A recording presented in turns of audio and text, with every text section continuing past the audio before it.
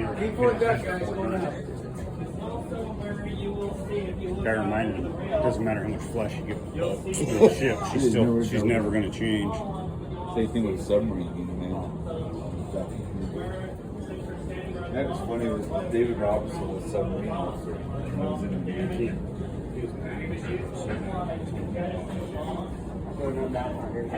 Got waiving his service committee. And you gotta have everything.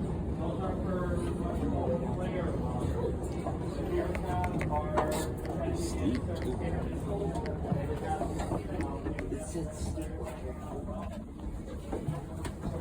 Ooh boy. Take your head.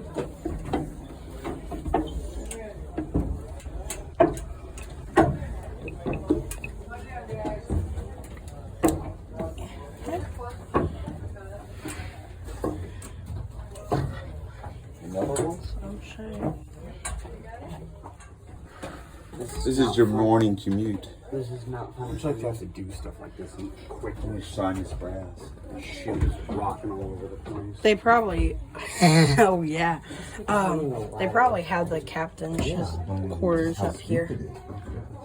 They probably had the captain's quarters up here.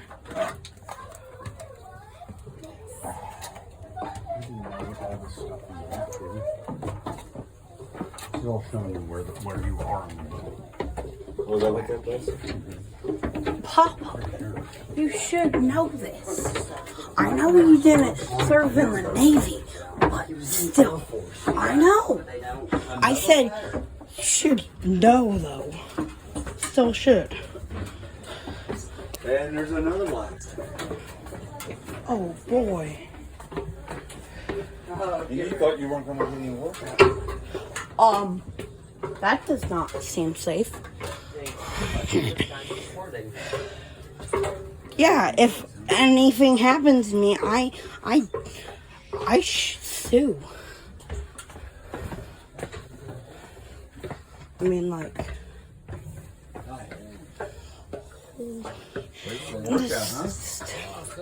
It certainly is.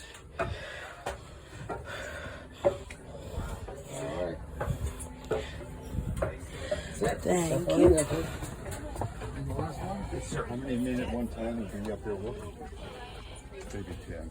5 to 10. Not too many right in here. Well, hello. My name's Jerry. I'm one of the docents on the Midway, and welcome to Primary Flight Control, or the Navy likes to call it PRI-FLY. And PRI-FLY functions as your air traffic control tower, just like any airport.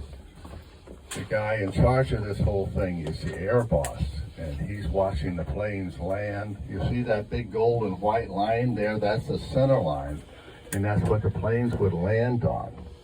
And it's actually a 13-degree angle deck, so they're not landing behind the other jet planes taking off. The big white lines on either side of that are called the ladder lines, and it's important because the pilot's got to make sure his wings don't go over that, because there's planes parked on the other side. And we might have 150 people down there working on the flight deck, moving planes and fuel, moving ordnance, a lot of things. There's a lot of potential for accidents down there.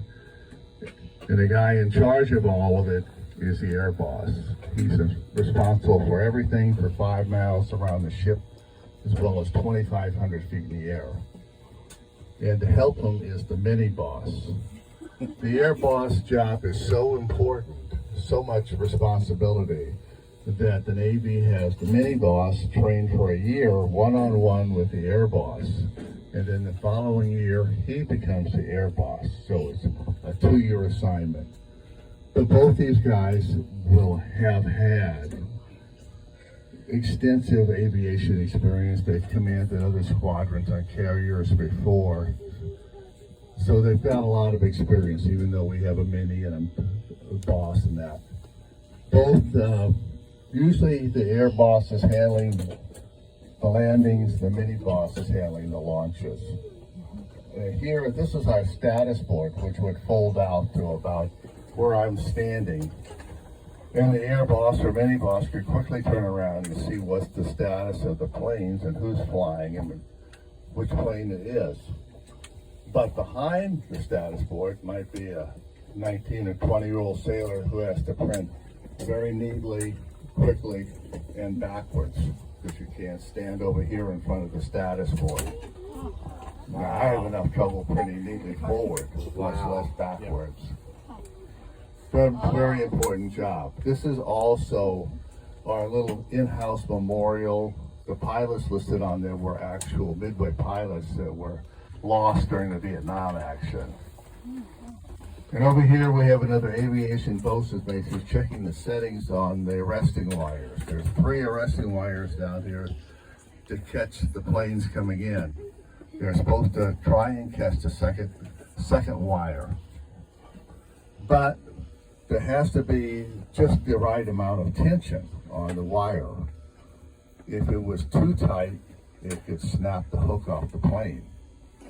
So he's checking the settings on here, and the settings are based on the weight of the plane coming in, because you might have 20 to 50,000 pound jet come landing at 175 miles an hour. So you have to have a different tension for each one. So he's checking that. He's checking with telling the air boss is saying okay. Over here is, he's checking the settings on the Fresnel lens. And the Fresnel lens is actually over on the other side of the flight deck behind that white helicopter. And it's, excuse me, if you can see, it's a set of lights. And they're coming in and they're adjusting the pilot's angle. If the lights move up and down, it's called coming in on the ball, coming in on the meatball, so that his angle of descent is correct coming in. Otherwise, if he was too low, he could hit the ship. If he was too high, he could miss the wire. So we're going to go ahead now to the chart room, and as we go out, you're going to go right next to the number 41 on the side of the ship. So when you're done today, look up at the ship and you'll see the 41. You'll see how high up you were. So follow me, please.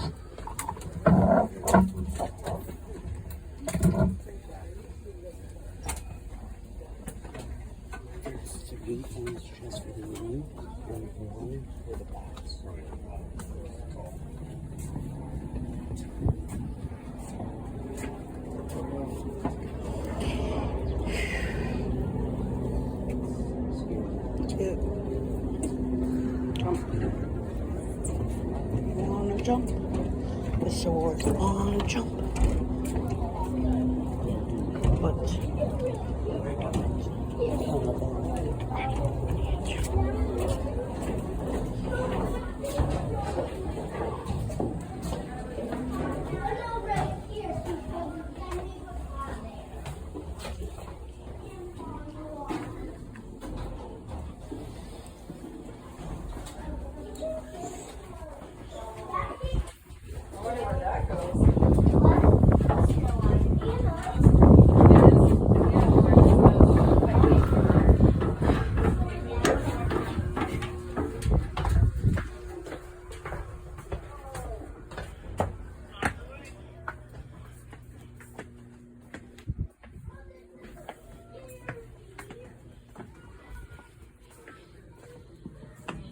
Is there a boss, mini boss in today's aircraft carrier?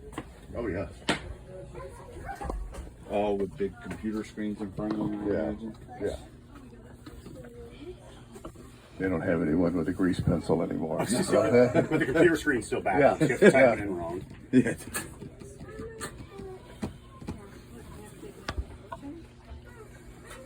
is this supposed to be around the same? Still got somebody up there bringing them in and controlling everything. You know. Are they, so now they would have a headset and he would be talking, communicating down below to the, is there somebody on the deck that's also like in charge? Landing signal officer up there. Okay, he would be. You used to see the guys with the flags and stuff. That would be the landing signal officer, and he's down at the stern. Okay.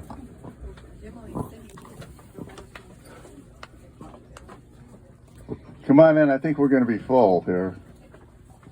Is anyone left behind you? There's a couple coming in. Okay. Anyone behind you? Okay. This is the chart room. This is where the navigator worked. The navigator was responsible for developing a course for the captain to get where they wanted to go to, and he had to always know where the ship is at in the world. Where are you at? Sometimes that's hard when you're out in the middle of the ocean, hundreds of miles out, and there's nothing but water around. How do you figure out where your position is? Am I losing this? Oops. Well, had it for a minute. Oh well. I think we can hear you. That's fine, no big deal. Okay. So he didn't have to work alone. He had a junior officer in here, and he had 20 enlisted quartermasters that were working here. This was operational 24 hours a day when the Midway was at sea. Now, some of the stuff they would use to help them with their calculations. Up here it came back on me. Charts of all, you see the charts. There's going to be 3 charts. The first chart is Yokosuka, Japan, which is important because this is where the Midway was home ported for the last 17 years of service. Originally, it was the only U.S. ship home ported outside the continental United States. Be careful, I don't want to get that corner or something. I don't want you to hit on that corner of the table. And then over here was Subic Bay in the Philippines, which was an important resupply, Liberty Station. And on this side is where we are right now. This is San Diego Bay. And this was important because this is where the Midway was decommissioned in 1992. Now some of the other stuff, this is called a dead reckoning table. And what happened is it projects a little beam of light up through the chart, and it moves as the ship moves, the same course and speed. So you know exactly where you are. And this was really helpful if they had somebody go overboard. They could go and say, we were exactly here when I got word that somebody was overboard, so they could go back and know exactly where to look. So they were doing that, the dead reckoning table. Then over here in the corner is a little radar repeater. And this would kind of tell us if there's any land features, anything out there that we have to watch out for. There's chronographers over here, chronometers, ship speed, ship's direction, wind speed, wind direction. There's a radio navigational receiver down here I'll talk a little bit about in a minute. And this big gray box on the wall here is the fathometer. And the fathom was 6 feet. And it would measure down to 36,000 feet. So always important because you had to know how much water was underneath. The ship is, they use the term, draws 36 feet of water. So that means 36 feet of the ship is below water. And the Navy was very unforgiving if you ever ran your ship in the ground. So he's watching that very carefully. And then we also had the charts, and the charts would show, see all those little numbers in the white area, that's ocean, and that would give them some idea of what the depth of the water is there. Now it's going into a harbor, so the water is even more shallow. And as they go into harbors, many of the harbors aren't deep enough for a big ship like the Midway, or there's only a certain little area, maybe 100 feet wide, that they can channel, they can go down. So the navigator, you see these big dark lines, the navigator has plotted a course through there for Yokosuka or Subic Bay and the others. It's very important that you be on course. So they would send out what they call sea and anchor details. A couple quartermasters would go out on each side of the ship. Senior quartermaster would be here, and he'd say, on my mark, give me your compass course. And when he'd do that, then he would, where the compass courses crossed, intersected, he'd put that down. It's very important that X better be on the course line. And you will see they also have a time on there. So they may do these every 3 to 5 minutes. And they see how quickly they're coming into the harbor. So that was very helpful for them. Now, some of the stuff, this thing kind of comes and goes. Some of the stuff, it's important to remember the Midway was commissioned in 1945, so it's always been a little behind in technology. We're always chasing technology. Early on, they used radio navigational signals. There was stations throughout the world that constantly broadcast a radio signal, and they could pick up those signals, and from those they could figure out their position. They also used celestial navigation. There's a picture of a sextant here, and there's one in the display case over here. And basically what they would do is usually an hour before sunrise, an hour after sunset, sometime that you can see both the stars and the horizon. Then they would take the sextant, take a fix on a celestial object, and then in the mirror, they'd adjust the mirror down so that it brought the star down to the horizon level. And then they would take the side of the sextant and see what the angle was. What's the angle from that star to the horizon?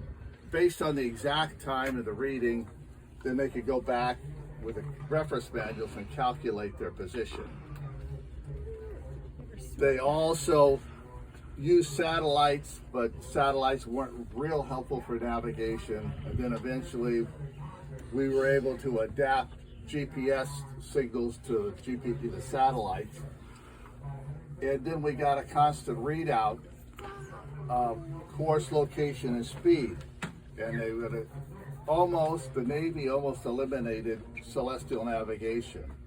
And then somebody said, what if something happened to the signal? So they said, well, maybe we better keep celestial navigation for a while. So it's being taught started teaching in the Naval Academy again. So we're gonna head up to the navigational bridge, and we're going out this walkway on the left. And the walkway was used by the captain and other officers to watch landings. And the pilots would say, you know, we see you guys perched up there like a bunch of vultures, and we know you're waiting to see us crash. So this little walkway got nicknamed Vultures Row. So let's go up Vultures Row to the bridge.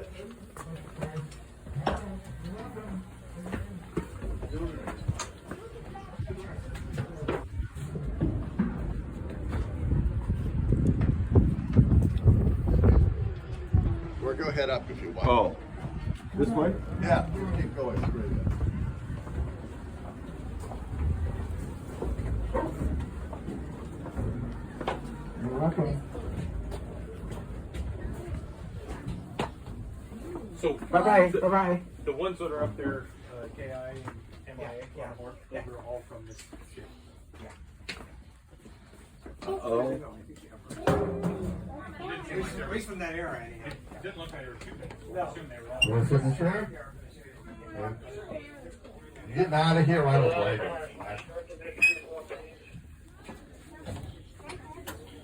Go ahead.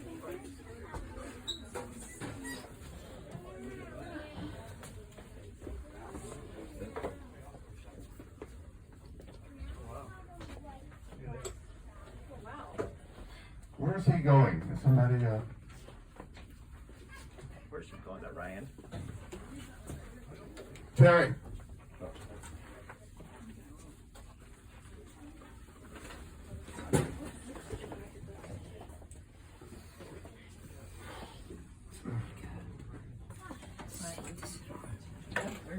This is the navigational bridge. This is the command and control for the Midway. This is where the captain would be. The captain sat over here. He was the commanding officer, the CO.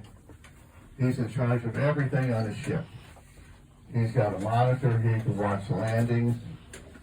He's got instrumentation down here. He can see what's happening with the ship. Communications throughout the ship. Very important job. When you realize that there's only 11 carriers in the whole Navy that get selected as a carrier captain, quite a significant accomplishment. But he's got a lot of things to take care of. 4,500 people on this ship. So he's not always watching what's going on out there. Well, if the captain's not watching, who's watching?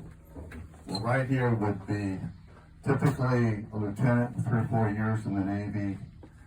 He's been trained by the navigator, certified by the captain to be the officer of the deck. As the officer of the deck, he's acting on behalf of the captain. He knows what the orders of the day are. He's been trained on how to turn the ship, speeds. One of the classical examples is we have to have 30 knots of wind over the bow to launch ships, launch planes. So he's authorized to increase or decrease speed if he needs to. I want to stop here and just point out so you know, this is the Carl Vinson across the way, number 70, and a supply ship there. The Carl Vinson is a nuclear carrier. This is a diesel-powered ship, and that'll come important in a second. That's also a supply ship, and I'm going to talk about the supply ship in just a minute. But before I go on, this will also in the middle would be the junior officer of the deck, and he's in training to become the officer of the deck. He's a radar officer. We have a short range and a long range radar, and he's looking for other ships in the area. So let me step in here.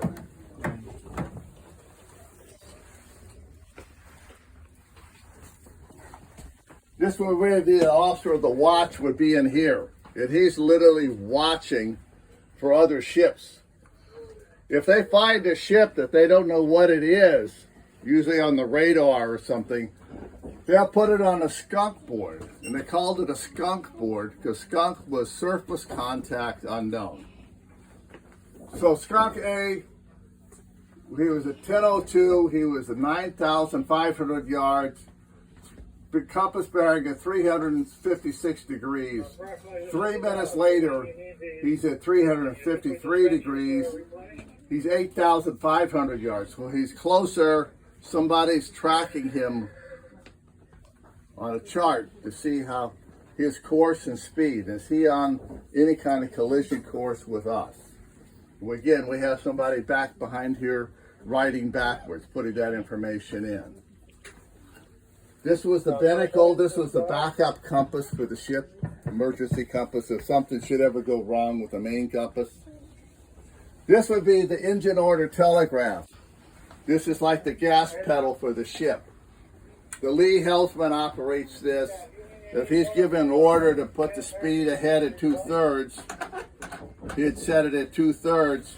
Bell would ring, and the bell will continue to ring until the engine room, several decks below, answers ahead 2/3. If they answered 1/3, the bell wouldn't stop because it doesn't match. That way there's never any mistake about, I thought you said this speed. We could also set the actual revolutions per minute. And that comes in handy. You can't quite see the picture back here, but there's a picture of the Midway getting resupplied at sea. Again, that supply ship over there, the Midway would come alongside the supply ship. They're about 200 feet apart.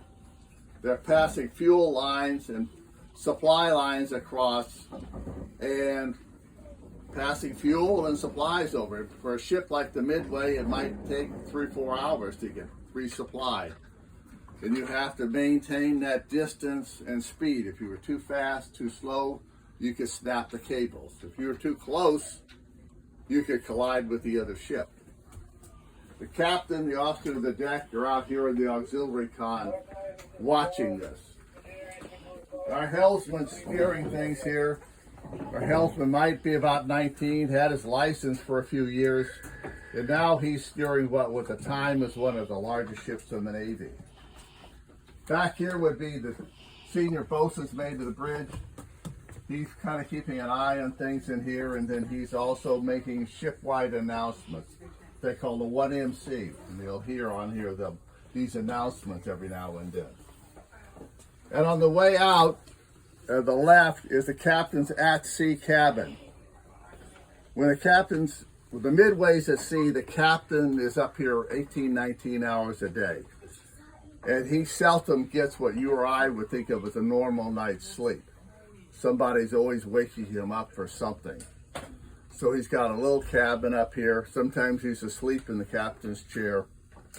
The picture in there is Captain Ernst, who was the last captain of the Midway. So thanks for coming aboard. I appreciate it. Hope you enjoyed it. Just follow me.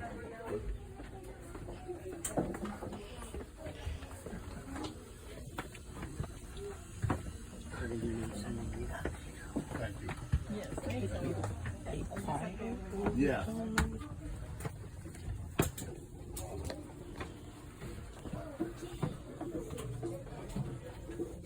Thanks. Hope you enjoy. ahead, half. What is that in relation to what? 2/3 of more than what we were traveling at that time? No, it's the speed. There were Oh, okay. Actually, it correlates with a number. Yeah, standard is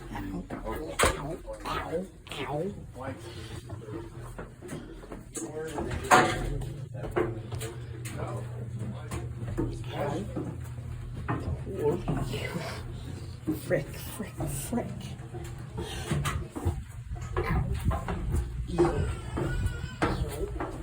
Ew.